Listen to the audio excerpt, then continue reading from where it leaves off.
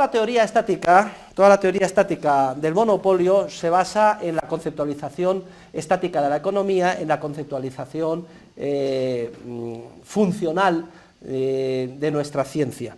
Piensan que hay funciones de costes, funciones de ingresos que se pueden conocer, y en realidad lo que hacen es oponer, no me gusta, pero como lo van a ver ustedes en muchos manuales, hacer gráficos. Ellos dicen que en competencia perfecta, cuando todos los oferentes venden el mismo producto al mismo precio, lo que hay es una línea horizontal, que sería no curva, sino una recta, que indica que el ingreso marginal de todo lo que venden es el precio que obtienen por la unidad. Como son oferentes uno entre muchos, no tienen ninguna capacidad de influir en el mercado y todos son capaces de vender sus unidades al mismo precio, y por tanto el ingreso marginal que obtienen es ese precio único. Imagínense ustedes un mercado perfectamente, entre comillas, competitivo, constituido por 1 millón de agricultores que venden el mismo producto, trigo, a un precio, con las mismas características, etcétera, y al mismo precio. Pues tienen esta curva de ingresos marginales. ¿Y hasta qué volumen producen? Ya vimos que el principio general es que se produce hasta aquel volumen en el cual ingresos marginales y costes marginales coinciden, o sea que hasta esta cantidad. Entonces este es, diga, el esquema gráfico que a los economistas matemáticos estáticos pues que se quedan boquiabiertos. Dicen, este es el ideal. En cambio dicen, cuando hay un monopolio, cuando hay pues un único vendedor, es radicalmente distinto, porque aquí ya lo que vemos es que hay la misma curva, dicen, de costes marginales. Pero, como hay un único vendedor, tiene una curva de demanda en la que él puede, porque es el único oferente, ofertar más, ofertar menos y obtener un precio mayor, obtener un precio menor. Si pide un precio bajo, habrá mucha demanda. Si pide un precio alto, el monopolista del bien en cuestión, imagínense que solo hay un productor en el mundo de trigo, puede poner un precio alto y entonces se le demandará menos trigo. De la curva de demanda no me voy a entretener en ello. Se puede deducir cuál es la curva de ingresos marginales, que siempre tienen esta forma, más o menos. No me voy a entretener. Entonces, como se produce hasta qué nivel en el que ingresos marginales y costes marginales coincide, pues este sería el volumen al que se produce. ¿De acuerdo? Pero, ojo, el precio que se obtendría sería este precio que hay aquí. Y entonces ellos dicen, está el monopolista obteniendo un precio superior al ingreso marginal. Y dicen que este área que hay aquí es el área que de alguna forma recoge gráficamente lo que explota el monopolista a los ciudadanos haciendo uso, o mejor, abuso de su posición dominante en el mercado. Entonces, ¿cuál es la solución para el economista neoclásico del monopolio? Pues muy sencilla, dicen, hay que ir a una situación como esta, en la que se cobre un precio igual al ingreso marginal y no un precio superior al ingreso marginal. Y la única solución es acabar con el monopolio, que la ley multe a ese señor, forzar la división de su empresa en múltiples empresas, y entonces ya estaremos en este modelo estático de la fotografía en el que hay muchos empresarios vendiendo todos al mismo precio. Y entonces ya se queda encantado, ya descansan tranquilo, porque su modelito, que es este, recoge que el ingreso igual al coste marginal y que el precio que cobra es el ingreso marginal. Pero hay un problema. Imagínense ustedes que estamos ante, yo qué sé, Endesa, Iberdrola, o la casi extinta General Motors, o Microsoft, y dicen, monopolio, monopolio, hay que acabar con el señor Bill Gates, hay que exigirle, otra vez voy a jugar la vida subiéndome aquí con ruedas, hay que exigirle que divida su empresa en 1000. El problema que no tienen en cuenta los economistas matemáticos es que si se divide la empresa, aunque no en 1000, ni en 100, aunque sea en 10 o en 4 o en 2, la curva de costes marginales ya no sigue siendo esta. Ya no vale lo mismo adquirir factores de producción para producir. Si usted divide la empresa en muchas unidades más pequeñas, la curva de costes marginales crece como la espuma.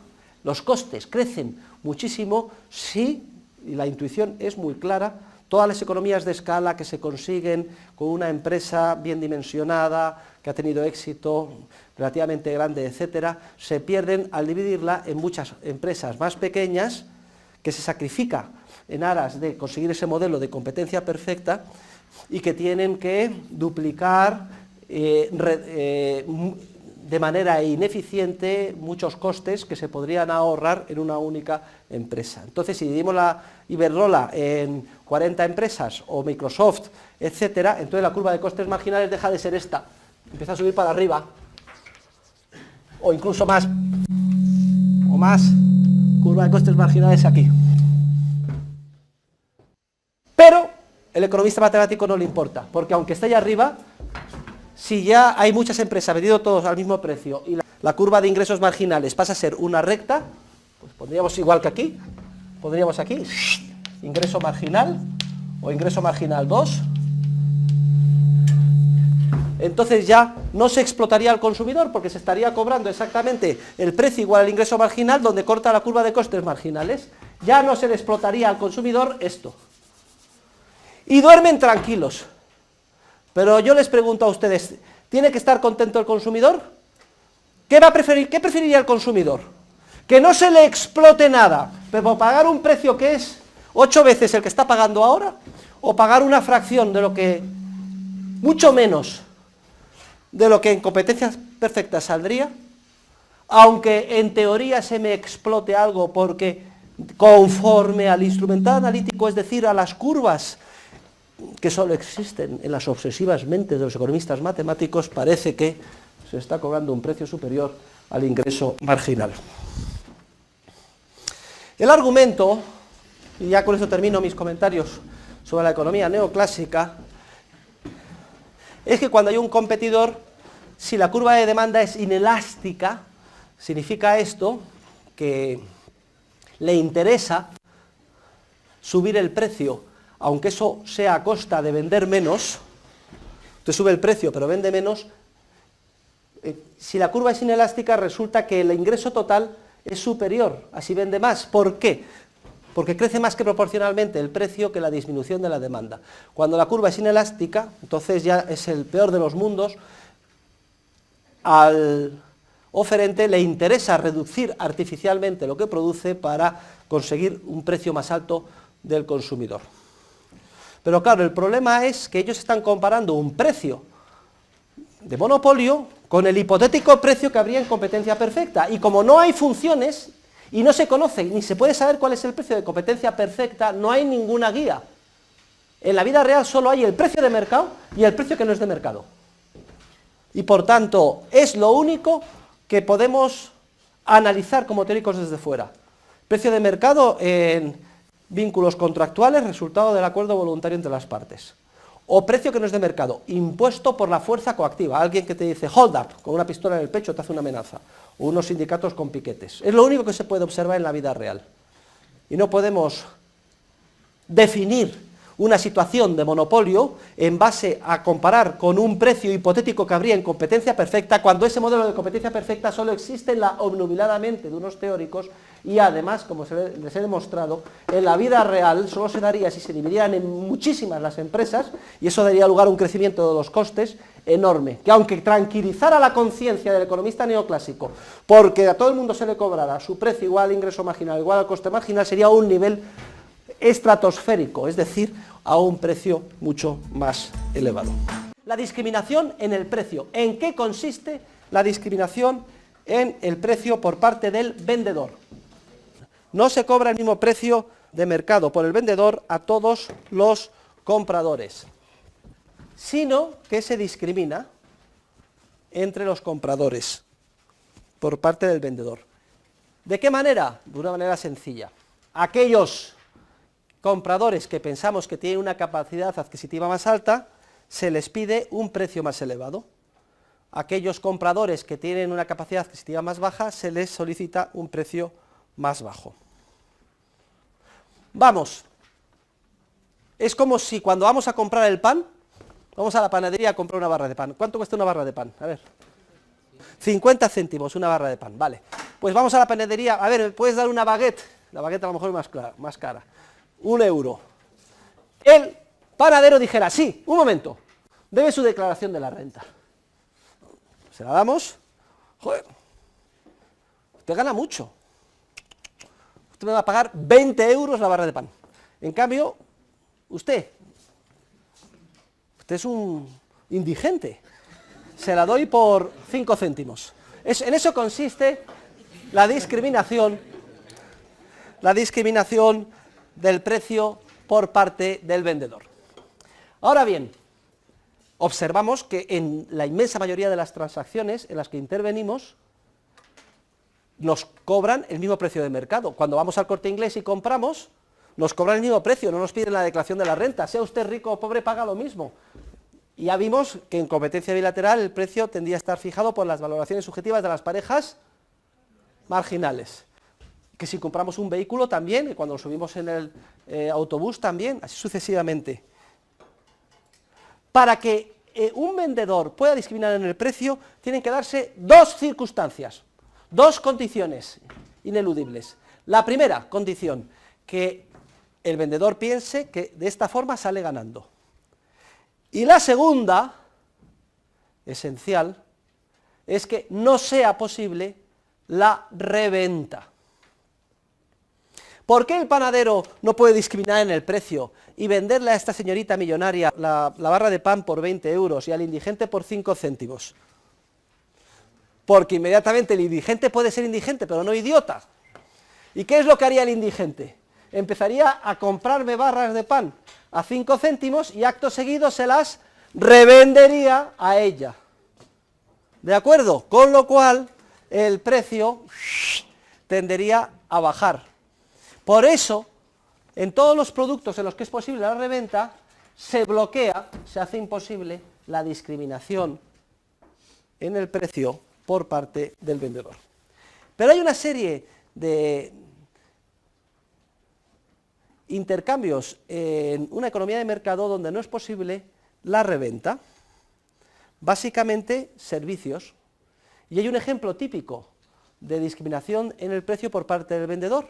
Por ejemplo, los servicios médicos.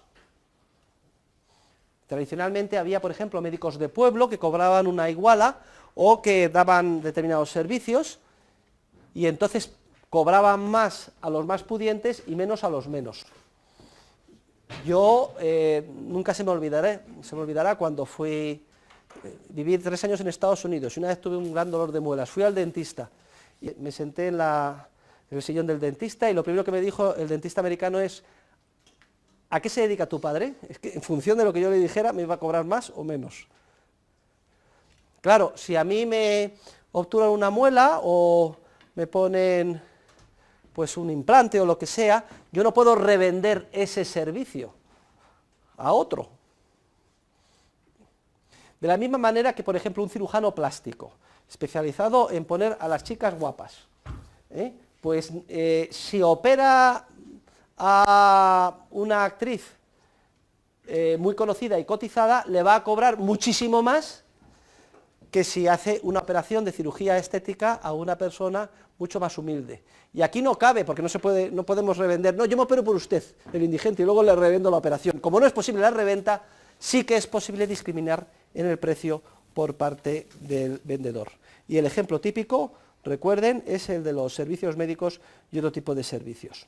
Ahora sí, a poco que reflexionemos y seamos profundos, nos damos cuenta que en realidad cuando es imposible la reventa, nos aproximamos al caso del intercambio aislado. ¿Se acuerdan ustedes la transacción entre Julia Roberts y Richard Gere? Pues ahí no es posible la reventa tampoco. Es decir, esta chica me proporciona el servicio y yo la pago, pero no cabe que otro haya reventa. Y entonces, al final, lo de la discriminación en el precio, porque no es posible la reventa, lo que te está llevando es a un caso de intercambio aislado, en el que veíamos que había dos límites muy amplios, uno, el máximo que estaba dispuesto a comprar el comprador, y otro, el mínimo por el que estaba dispuesto a vender, en este caso la vendedora. Y el punto concreto en el que se cerraba el precio de mercado dependía de la habilidad negociadora de cada parte. Y estuvimos haciendo juegos, teatros de simulación, etcétera, para explicar en qué consistía el proceso.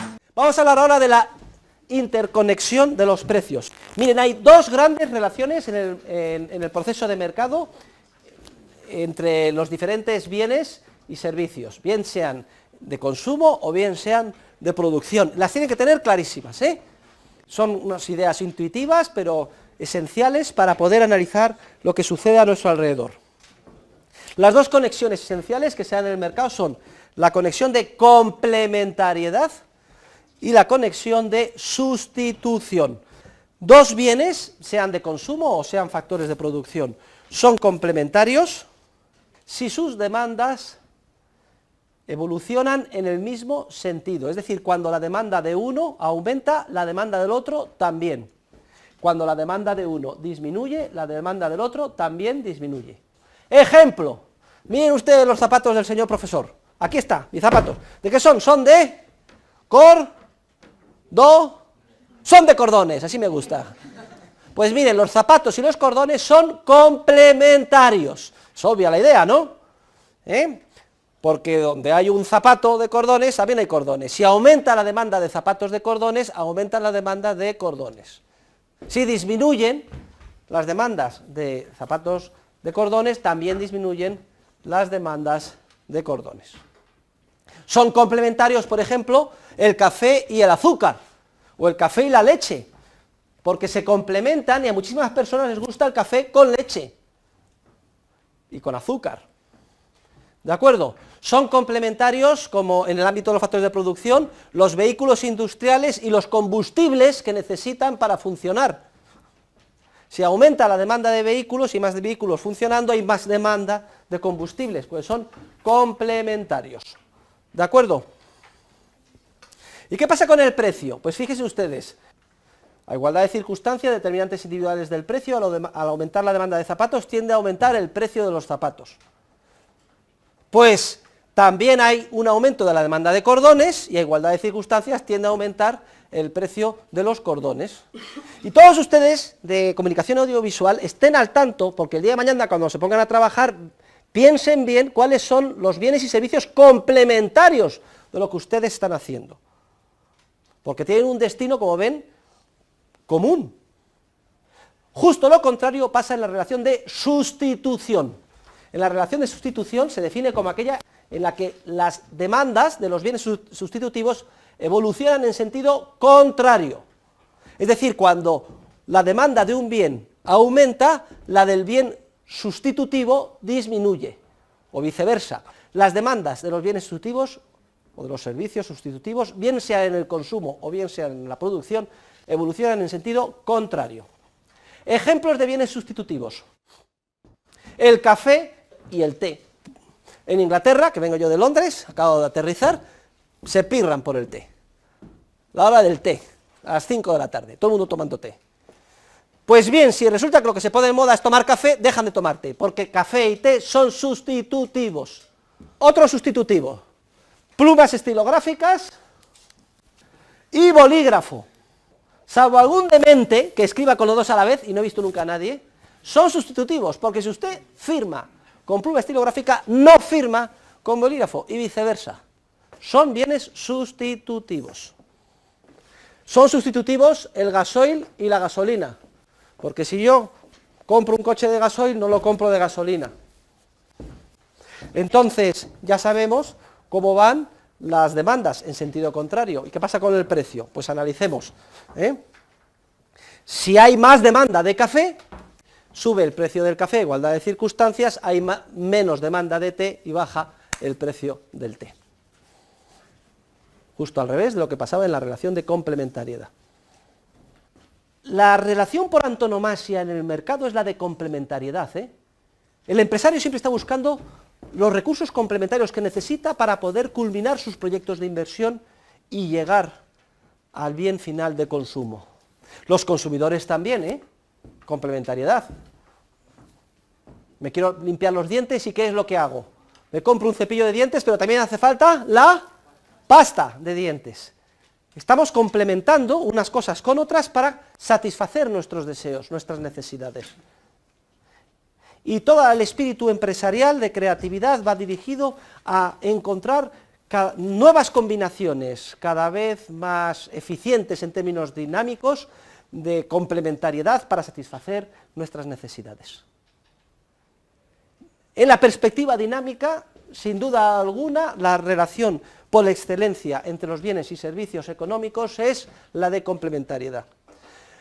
Por contra, dentro de la mente obnubilada de los economistas matemáticos, ellos endiosan o dan prioridad o consideran protagonista a la relación de sustitución. Consideran que la idea esencial es la de sustitución, y en base a esto hacen pues curvas o líneas de sustitución, de bienes sustitutivos, y desarrollan toda una teoría del consumo estática que no tiene ningún sentido. Es la complementariedad la idea esencial. Hay 4 definiciones de monopolio, que son las que de manera más o menos confusa se utilizan y se ven por ahí. En los libros de texto, en el periodismo económico, en el debate parlamentario, en las conversaciones de calle, etc. Primera definición de monopolio. Es una definición muy equívoca, laxa, burda. Se dice que hay monopolio cuando una empresa controla su precio, pero controla su precio entre comillas. ¿Qué significa esto? Significa que en una economía de mercado cada uno es libre de pedir lo que quiera por sus bienes y servicios, no faltaría más. Pero ojo, yo puedo ser el absoluto dueño y señor de lo que pido por mis bienes y servicios, pero ello ser totalmente irrelevante, porque para que se cierre el trato es preciso que la otra parte esté dispuesta a aceptar el precio que yo pido. Y si no está dispuesta, finalmente no se cerrará el acuerdo, el intercambio, ni se fijará un precio de mercado. Yo les puedo decir a ustedes, miren, yo soy un profesor tan bueno de economía que cada hora mía de economía, cada alumno es 1.000.000 de euros, no faltaría más. Pues o me pagan ustedes 1.000.000 de euros o no hay clase. ¿Cuál sería el resultado de esto? Que no habría clase. ¿De acuerdo? Luego, eso de que cada empresa controla su precio, ojo, sí y no. Sí en el sentido de que cada uno es muy libre de pedir lo que quiera, pero no en el sentido de que en competencia bilateral, en un entorno de vínculos contractuales y de intercambios voluntarios, lo que no puedo hacer es imponer a los demás que estén dispuestos a pasar por el aro y pagar ese precio. Luego, esa definición primera, tan burda, no nos vale, no es operativa, es una definición confusa. Y ya sabemos que los precios en el mercado se fijan por las valoraciones subjetivas de las parejas marginales. Siempre tiene que haber 2 partes, una que compra y otra que venden, y que voluntariamente lo hacen porque salen ganando siempre. Cada una piensa que sale ganando. Yo puedo ser Julia Roberts y decir, mira, 100.000 euros por pasar la noche conmigo. Y otro dice, bueno, pues oye, la verdad es que nanay de la China. Al final se cierra el trato en 2.000 euros o en 1.000 euros. Suficientemente bien está. Pero voluntariamente, sin ejercicio de violencia física o amenaza de violencia física. Hay una segunda definición de monopolio, que es la definición etimológica. Monopolio viene del griego, monos, que significa único, uno, polein, vender, monopolio. Se dice que hay una situación de monopolio cuando existe un único vendedor del bien en el mercado. Esta es la segunda definición que conceptualizábamos de errónea en el análisis que venimos haciendo en días pasados. Es una definición estática. Se basa en hacer una fotografía, sacar un fotograma arbitrario del proceso social y fijarse si en esa circunstancia existe un único vendedor del bien o no existe un único vendedor del bien. Y por tanto hay que reproducir aquí, al hacer esta referencia, cuando les pregunte definiciones del monopolio, un resumen de todo el análisis por contraste que hemos efectuado hasta ahora. Ahora, a eso añadan lo siguiente, fíjense, la definición estática es si en el sector o en la industria hay un único vendedor del bien. Pero yo les pregunto, y pongan ustedes, ¿cuál es la definición de bien, de sector o de industria? Porque según ustedes definan el sector o la industria, habrá o no situación de monopolio. ¿Cuál es el sector o la industria de la Coca-Cola? Si somos suficientemente restrictivos, la Coca-Cola tendrá un monopolio. Si definimos el sector como bebidas sin alcohol, gaseosas, oscuras, del tipo de las cocas, y con anuncios de Coca-Cola, al final en ese sector solo está la Coca-Cola. El profesor Huerta de Soto, si definimos el sector como catedráticos de economía política entre 50 y 55 años de la Escuela Austríaca Españoles que enseña en la Universidad Rey Juan Carlos al grupo de ciencias audiovisuales los martes y los jueves a las 7, ¡coño! Soy un monopolista, el único tío. ¿Se dan cuenta ustedes? Y es que cabe definir de manera totalmente objetiva un sector que es la condición sine qua non para poder ver en términos estáticos si hay una situación de monopolio. La respuesta es que no, porque lo que defina un bien depende de las apreciaciones subjetivas de los consumidores. Y entonces cojamos el ejemplo de la Coca-Cola. Si la Coca-Cola compra la Pepsi-Cola, ¿adquiere algún monopolio y se queda ya sola? No, porque el sector es más amplio. En realidad, cuando yo me bebo una Coca-Cola, ¿qué hago? Me quita la sed, ¿no? Y si no quiero comprar una Coca-Cola, puedo tomar un Trialanjus, o un vaso de agua mineral, Solán de Cabras. Y entonces se va ampliando, siempre cabe ampliar el sector de la industria de tal manera que nunca hay monopolistas. A ver, cantantes. Rafael. Mi abuela decía, no hubo otro como él, estaba enamorada de Rafael. No sé por qué. Para ella Rafael tenía el monopolio de los cantantes, porque ella en términos subjetivos no había nada más que Rafael. Pero la verdad es que si nos hartamos de Rafael, pues tenemos a Julio Iglesias, y si no, tenemos a miles. Luego, a todo lo dicho respecto de la conceptualización errónea de definir el monopolio en términos estáticos, en vez de los términos dinámicos de si hay libertad de acceso o no a la función empresarial, está el problema añadido de la imposibilidad de definir en términos inequívocos el concepto de sector o industria. Como esa definición de sector e industria depende de apreciaciones subjetivas, no puede utilizarse un criterio objetivo discernible por un observador exterior y utilizable en términos científicos para una supuesta, por ejemplo, regulación de monopolio. Pero insisto, el argumento verdaderamente relevante no es este.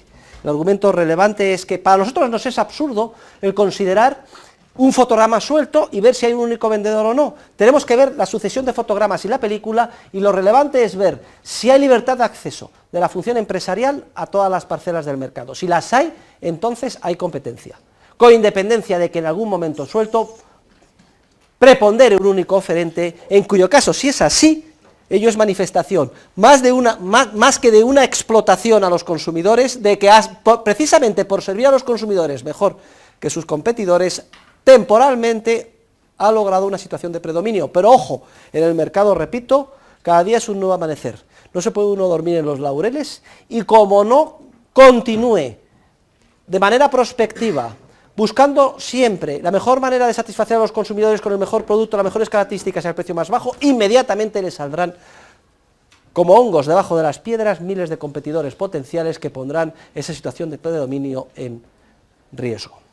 A no ser que venga papá Estado y, utilizando todo el poder coactivo y sistemático de su fuerza, impida el libre acceso de la función empresarial. La tercera definición de monopolio es la definición jurídico-institucional. Lord Coke define el monopolio como un privilegio, jus privilegium, concedido por el rey, es decir, por el Estado. En la época del rey encarnaba el Estado. Un privilegio concedido por el Estado para la venta, compra, fabricación, manipulación o utilización en exclusiva de un determinado bien. Privilegio por el cual se restringe, se impide, se dificulta en mayor o menor medida, o se prohíbe totalmente, la libertad previa de otras personas, de otros empresarios, para producir, distribuir, fabricar, manipular ese bien, y para intercambiarlo libremente. Es decir, el monopolio, en el sentido jurídico institucional, es la definición correcta de monopolio. Se refiere a esos privilegios que concede el Estado, bloqueando el libre acceso de la función empresarial a determinadas parcelas que se reservan en exclusiva a los privilegiados. En una economía libre, por tanto, en la que el Estado no intervenga, no hay monopolios en sentido jurídico institucional, porque hay libertad de acceso al libre ejercicio de la función empresarial en todas las parcelas.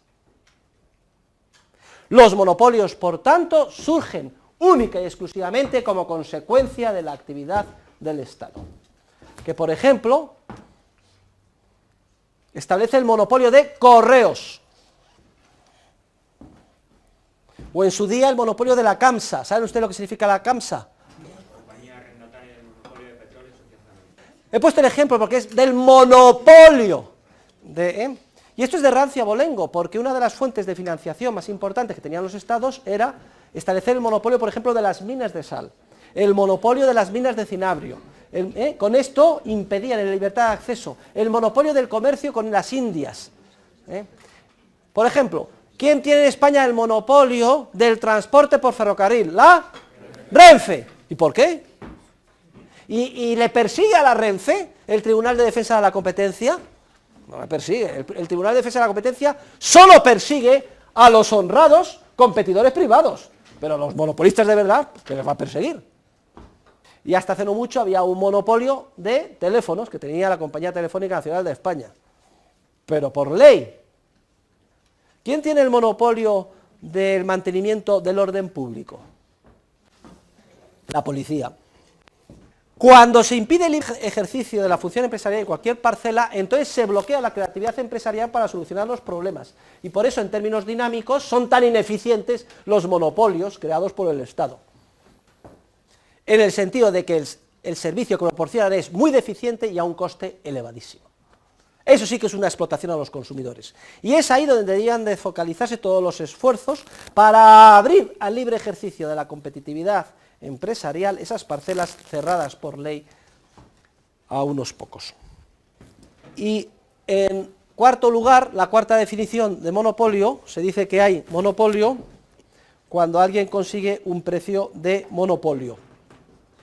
El precio de monopolio sería aquel que se lograría restringiendo la producción, porque la disminución de las ventas se espera que sea menos que proporcional al aumento del precio. Por tanto, salga ganando en términos de ingresos totales el supuesto monopolista. Y esto los economistas matemáticos, reitero, lo definen diciendo que la curva de demanda sea inelástica, siempre términos como si esto fuera un colchón, elástico o inelástico. Bien, siempre comparando el precio de monopolio con un supuesto precio que habría en competencia perfecta más bajo. No tiene sentido esta cuarta definición al comparar el precio de monopolio con un precio de referencia competitivo, porque ese precio competitivo de referencia no existe. No nos podemos imaginar cuál sería, salvo que se deje al libre ejercicio de la empresarialidad, de un entorno dinámico, al libre ejercicio creativo, que se ofrezcan cosas nuevas a precios variables y distintos. Y eso de teorizar pensando cuál sería el precio de competencia perfecta, pues solo en las mentes enfermizas de los economistas matemáticos lo pueden hacer, pero en la vida real, si va por la vía de obligar a Bill Gates a dividir su empresa en 20, ya hemos visto que se quedarán muy tranquilos los economistas neoclásicos, pero eso sí, a costa de que el precio sea muchísimo más elevado del que estamos pagando ahora. Porque en el mercado, repito, no hay dos tipos de precios, precios competitivos y precios de monopolio. Hay precios de mercado libre, donde hay libertad de acceso de la función empresarial a todos los ámbitos, y precios de monopolio, resultado de los privilegios concedidos por el Estado, que en mayor o menor medida favorecen a unos pocos y perjudican a los demás. Si el Estado deja de intervenir en economía, el problema del monopolio desaparece. Por tanto, no hace falta, no hay mayor hipocresía que la de mantener todo un entramado de legislación y defensa de la competencia basado en el paradigma erróneo de la economía matemática y en perseguir a los verdaderos competidores y a los pobres empresarios, rasgándose las vestiduras diciendo que menos mal que estoy yo aquí poder público para defender la competencia y haciendo tabla rasa, olvidándose o mirando para otro lado de los verdaderos monopolios, que son los que perjudican a los consumidores, que son los privilegios que concede el propio Estado, dificultando el libre ejercicio o acceso de la función empresarial. Y voy a terminar con unos comentarios sobre la competencia salvaje. En inglés se llama cutthroat competition. Cut, cortar, throat, la garganta, competition, competencia. Los ingleses se refieren al dumping. Y los españoles, pues hombre, lo han traducido como competencia desleal. ¿En qué consiste esto? Pues esto es una especie de historia para no dormir, ¿no?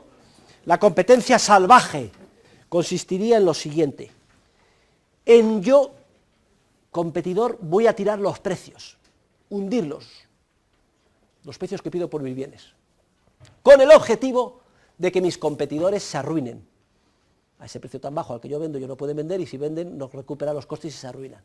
Y con eso consigo que todos mis competidores se arruinen. Y entonces me quedo yo solo. Y como me quedo yo solo, una vez que se han arruinado todos los competidores, gracias a que yo he hecho dumping, competencia salvaje, he tirado los precios, como me quedo yo solo, ya soy el rey, y ahora ya puedo poner el precio que me dé la gana, y explotar a los consumidores. Esa es la historia de buenos y malos de la competencia salvaje, la cutthroat competition o el dumping.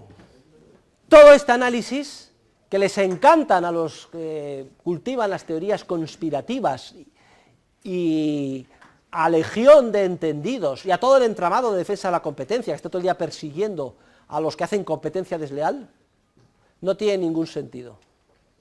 ¿Saben ustedes que por ley en España está prohibido vender por debajo del coste? ¡Qué idiotas! Se creen que son los costes los que determinan los precios, cuando sabemos que es al revés, ¿eh? Fíjense, para empezar, toda la historia de buenos y malos de la competencia salvaje se basa en la intención del competidor que hunde los precios. Luego, si usted hunde los precios porque le han detectado un cáncer, está deprimido y quiere liquidar el negocio, perfecto. Pero si hace exactamente lo mismo para arruinar, porque es usted un cabrón y quiere arruinar, o una cabrona, al tendero de la esquina, entonces, competencia desleal, a la cárcel.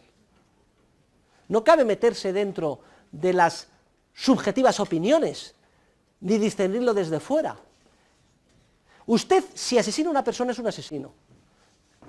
Y me es irrelevante que se lo merecía, porque, mire usted, me hacía la vida imposible. Esta mujer, usted no sabe, es que era insoportable. Hablando desde por la mañana hasta por la noche, es que una cabeza me tenía así, me estaba volviendo loco. Vamos a ver, es que cualquier persona en su sano juicio que entendiera, pues lo comprendería perfectamente. No lleva más remedio que matarla. Entonces, conocemos el caso y decimos, la verdad es que es cierto, insoportable, ha hecho usted muy bien. ¡Que no! La acción objetiva es un delito, con independencia de sus consideraciones subjetivas. Y lo que se quiere hacer en competencia, salvando las distancias, es decir, no, son las intenciones las que determinan lo que usted está actuando mal o bien. ¿Y quién es quién para ver las intenciones? ¿Cómo nos vamos a meter en las intenciones de un empresario? Pero es que, otro argumento, pensemos, ¿en qué consiste la competencia salvaje? Veamos, en tirar los precios, hundir los precios. ¿Y esto a quién favorece? A los consumidores.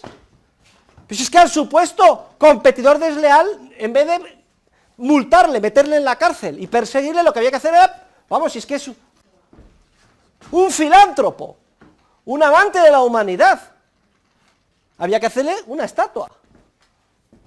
Pero es que además, imagínense ustedes que consigue, al ser tan filántropo y regalar el bien prácticamente, consigue arruinar a todos sus competidores. Y que a partir de ese momento multiplica el precio. Primero tiene que reponerse de todas las pérdidas que ha tenido antes. Pero es que en el momento en que suba el precio, ¿qué creen ustedes que va a pasar con los competidores? Van a empezar a surgir otra vez nuevos competidores en cuanto vean oportunidades de ganancia, siempre y cuando no haya un privilegio concedido por el Estado. Luego esa estrategia es una estrategia, si de verdad va dirigida nada más a tirar los precios para arruinar a los competidores, suicida o absurda. ¿Y quiénes son los competidores que salen antes del mercado como consecuencia de esa estrategia? Precisamente los marginalmente más ineficientes, los que venden en el margen a precios más altos, bienes de peor calidad. Hay una limpia en el mercado precisamente de aquellos que tienen que ser limpiados. ¿Y cuál es la paradoja? ¿Saben ustedes lo que sucede en la práctica? ¿Saben ustedes los que hacen las denuncias secretas y anónimas al Tribunal de Defensa de la Competencia? Generalmente, ¿quién las hace? Los competidores ineficientes, que denuncian a los competidores que tienen éxito precisamente por satisfacer los deseos de los consumidores mejor que nadie y les acusan de que están haciendo dumping y que incluso han conseguido incluir en la ley el máximo de los absurdos, que está prohibido en España vender por debajo del precio de coste. Y mucho cuidado, que está todo regulado, ¿eh? Aquí las rebajas, de tal día a tal día, y después ya no son rebajas. Y ojo, que una cosa es rebaja y otra cosa es la liquidación por cese de negocio, y otra cosa es liquidación de stocks, y todo el día la policía de la Comunidad de Madrid, oiga usted que se ha pasado un día en la rebaja, oiga usted, que usted está liquidando y cuando no son liquidaciones, sino que multa, multa, multa, multa. Oye, que cada uno venda en el mercado cuando estime conveniente al precio que quiera. ¿Qué es esto de que esté todo regulado por papá Estado? Sí, porque hay que proteger la competencia. No hay mayor enemigo de la competencia que toda la legislación sedicentemente, supuestamente, que se llama de defensa de la competencia y todo el entramado del Tribunal de Defensa de la Competencia. Desde luego es que es de chiste. Es de chiste. Parece mentira que en pleno siglo XXI esté montado todo este sistema cuasi inquisitorial sobre pretexto de defender a la competencia.